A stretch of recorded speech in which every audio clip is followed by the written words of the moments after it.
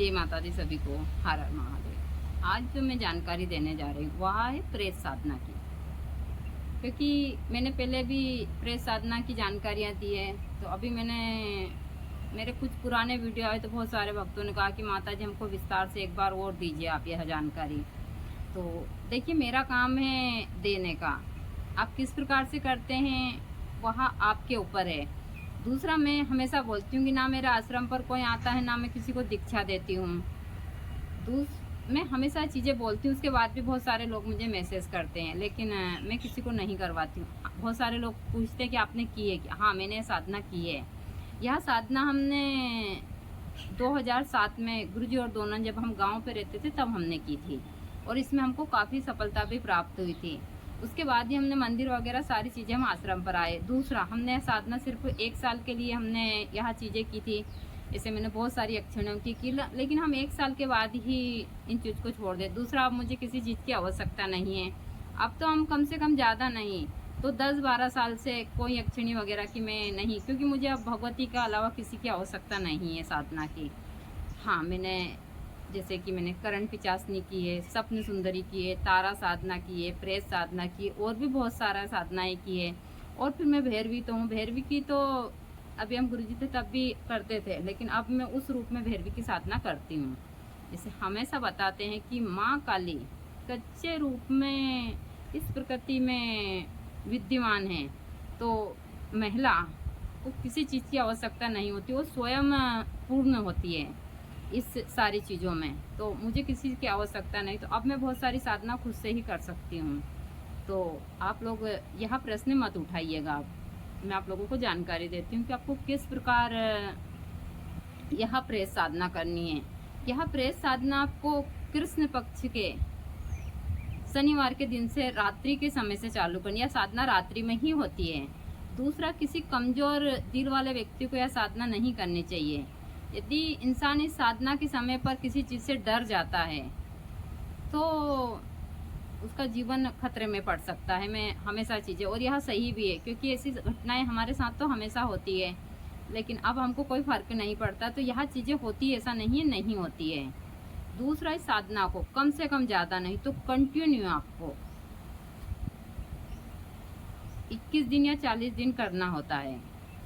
तो आप दक्षिण दिशा में कृष्ण पक्ष के शनिवार के दिन से बबूल का पेड़ के नीचे साधना कर सकते हैं। और बबूल का पेड़ कम से कम ज़्यादा नहीं तो 30 से 40 साल पुराना होना चाहिए। तो आपको क्या क्या सामग्री लगेगी इसमें, यही सारी चीज़ें। कहते हैं कि जो बबूल का पेड़ है, उसी बबूल के पेड़ के द्वारा तुलसीदास जी ने प्रेत साधना की थी। वहाँ रोज शौचालय जाते थे, वह जल वहाँ अर्पण करते थे। फिर एक दिन उनकी सारी चीज़ों से प्रसन्न होकर प्रेत ने उनको दर्शन दिए। फिर उन्होंने कहा कि क्या मांगते हो, तो उन्होंने बजरंगबली के दर्शन मांगे और बजरंगबली से उन्होंने प्रार्थना की, तो श्री राम के उनको चित्रकूट में राम और लक्ष्मण के दर्शन हुए थे। ऐसा हमारे ग्रंथों में बताया जाता है। तो प्रेत साधना का इस हिसाब से सारी चीज़ें चलती है। तो प्रेत साधना में सबसे जो महत्वपूर्ण होती है वह जल आपको लेकर जाना होता है अपने साथ में, और प्रतिदिन आपकी जब जाप खत्म हो जाए उसके बाद में उस जल को वहाँ चढ़ा कर आना होता है बबूल के पेड़ के नीचे। इसमें आपको सामग्री भी चाहिएगी। सामग्री में आपको चाहिएगा काले उड़द, काली तिल और काली राई, थोड़ा सा घी। आपको जो सामग्री बबूल के पेड़ के पास में लेकर जानी है उस सामग्री की मैं जानकारी दे देती हूँ। आपको कौन सी माला लेकर जानी है और क्या किस चीज़ का सावधानी रखनी है। दूसरा, मैं पेड़ भी आप लोगों को बता दूंगी कि ये बबूल का पेड़ है और पेड़ दक्षिण दिशा में होना चाहिए। और कभी भी, चाहे यक्षिणी साधना हो, प्रेत साधना हो, कोई सी भी साधना हो, कभी घर में, शहर में या गांव में नहीं करनी चाहिए। यहाँ निर्जल स्थान पर ही, किसी गुफा, पहाड़, किसी नदी का किनारा। हमारे साधु संत इसीलिए तो इतनी जगह इन्होंने साधनाएं की। आप हमेशा देखते हैं कि हमारे यहाँ जो भी साधना स्थल है, सब लोग कहते हैं कि वहाँ इतनी दूर जाकर इन्होंने यह स्थान क्यों बनाया। तो वह इन चीज़ों से दूर रहते थे, भीड़ भड़क सारी चीज़ों से। तो आप लोग इस साधना को 21 दिन की भी कर सकते हैं और 40 दिन की भी कर सकते हैं। मैं पूरी विधि बता देती हूँ।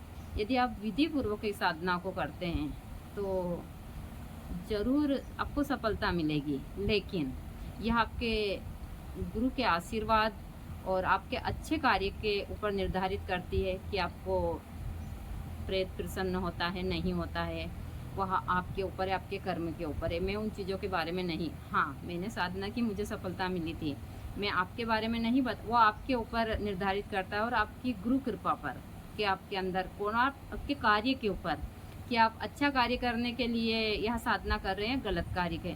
और हमेशा साधक को साधना अच्छे कार्य के लिए ही करनी चाहिए। जो साधक गलत कार्य के लिए, उच्चाटन, मारण, सम्मोहन, इन सारी चीज़ों के लिए करता है, और सम्मोहन भी यदि पति पत्नी का हो, इन चीज़ों का हो तो ठीक है। यदि वह जनहित के अलावा अपने स्वार्थ के लिए या फिर पैसे कमाने के लिए यह साधना करता है तो कभी भी उसको एक जन्म तो क्या 100 जन्म में भी सफलता प्राप्त नहीं होती है, और उल्टा उसको दुष्परिणाम। जो प्रेत साधना में आपको सामग्री चाहिएगी, सबसे पहले आपको 2 आसन चाहिएगा। आसन आप ऊन के ले सकते हैं, ऊन के आसन काले कलर के।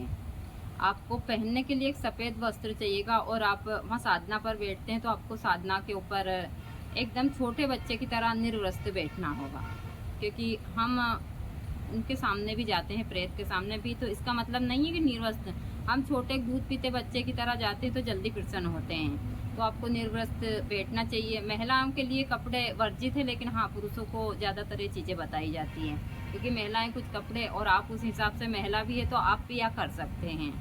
तो आपको सफ़ेद वस्त्र चाहिए थे, 2 आसन काले वाले, और आपके साथ में एक जल का लोटा जो प्रतिदिन आपको 21 दिन तक वहाँ ले जाना होगा। दूसरा आपको सामग्री में उड़द, काली तिल और काली राई, थोड़ा सा घी, एक दीपक के लिए भी घी चाहिएगा। यहाँ आपको हवन के लिए सामग्री भी चाहिए। आम की लकड़ी पर ही आप हवन कीजिएगा। दूसरा अपने साथ में थोड़ी सी मिठाई, नींबू, दूसरा एक भूरकला होता है उसको लेकर जाइएगा। अपने साथ में छोटा मोटा चक्कू वगैरह भी साथ में ले जाइएगा अपने। आप संध्या के समय कम से कम रात को 11 बजे के करीब यह सारा सामान लेकर, किसी को बिना बताए, जहाँ निर्जल स्थान के ऊपर बबूल का पेड़ हो, रात्रि के समय वहाँ जाइए। वहाँ जाकर आप आसन बिछाकर बैठ जाइए। आम की लकड़ी का जो आप हवन सामग्री के लिए हवन बनाते वह बना लीजिए, हवन सामग्री मिलाकर। आप कम से कम ज़्यादा नहीं तो रुद्राक्ष की माला से जो मैं मंत्र देने जा रही हूँ, इस मंत्र से 11 माला या फिर 21 माला जरूर कीजिए। उसके बाद में फिर 108 बार हवन कीजिए।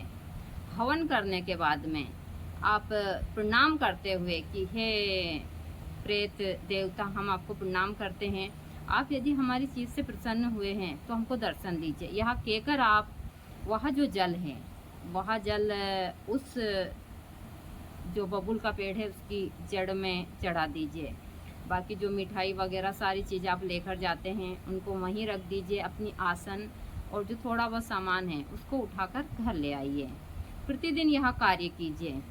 और इस समय के ऊपर यदि आप साधना काल में हो, और यदि किसी पुरुष के रूप में, किसी महिला के रूप में, या किसी जानवर के रूप में ऐसी डरावनी चीज़ या कुछ भी आवाज़ें आती हो तो आपको भयभीत नहीं होना है, अपनी आसन से नहीं उठना है, वहाँ पर खड़े रहकर आपको और इस साधना में आगे बढ़ते रहना है। अपने पूरे जाप जब तक ना हो जाए आपको नहीं उठना, क्योंकि इसमें बिजली कड़कना है, तेज़ हवाएं चलना है, कुछ कुत्ते वगैरह आना है, इंसान के रूप में भी आना है, मतलब आपको ऐसा आकर धक्का देना है, ऐसी बहुत सारी चीज़ें होती रहती है इन चीज़ों में। तो आपको बिल्कुल भी भयभीत नहीं होना है।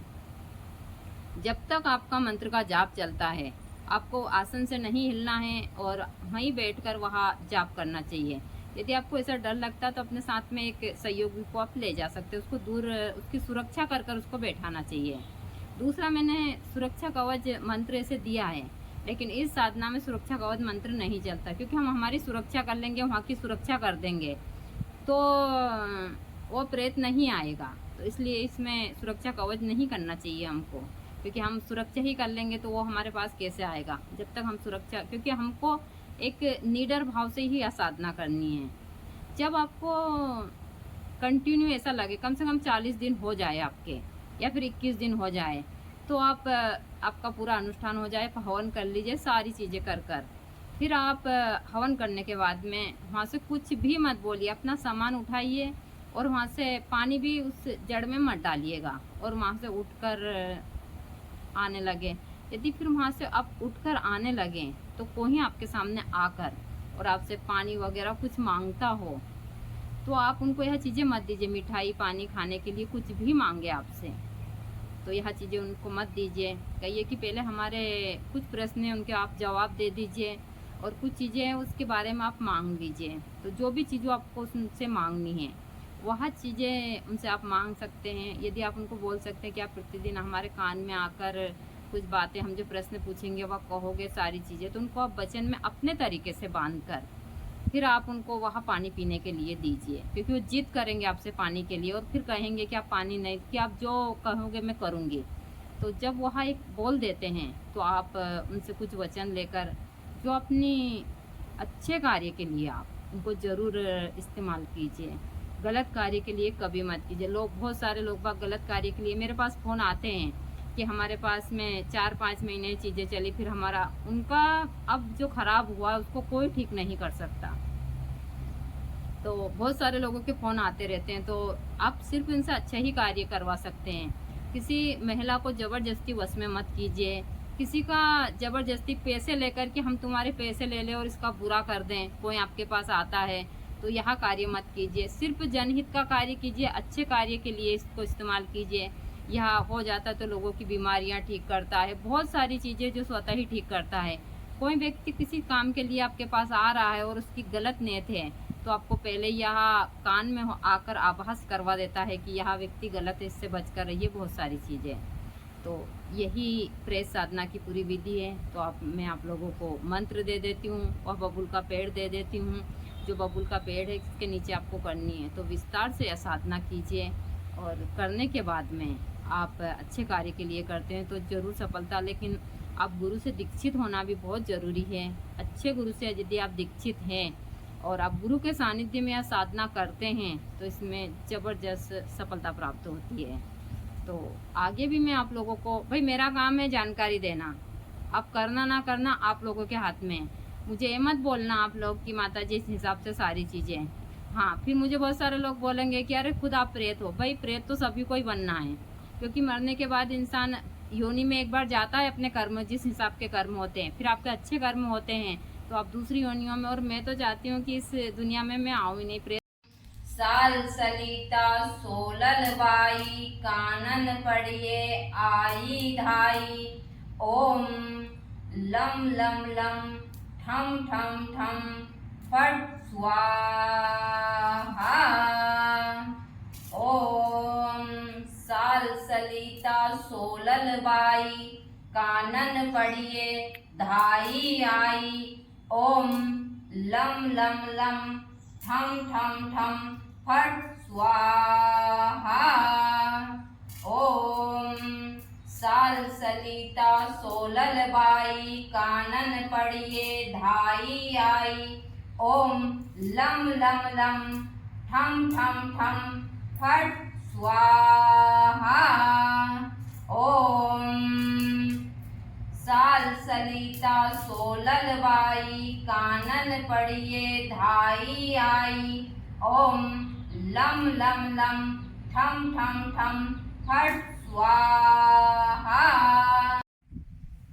आज मैं आप लोगों को जो साधना देने जा रही हूँ वह है प्रेत साधना, क्योंकि मुझसे बहुत सारे भक्तों ने पूछा था कि माता जी हमको एक बार और प्रेत साधना की जानकारी दीजिए। प्रेत साधना के लिए यह जो वृक्ष है यह सबसे महत्वपूर्ण होता है। प्रेत साधना में इसी वृक्ष का सबसे ज़्यादा महत्व है। यह है बबूल का वृक्ष। बबूल के हर एक वृक्ष के नीचे प्रेत का वास बताया जाता है।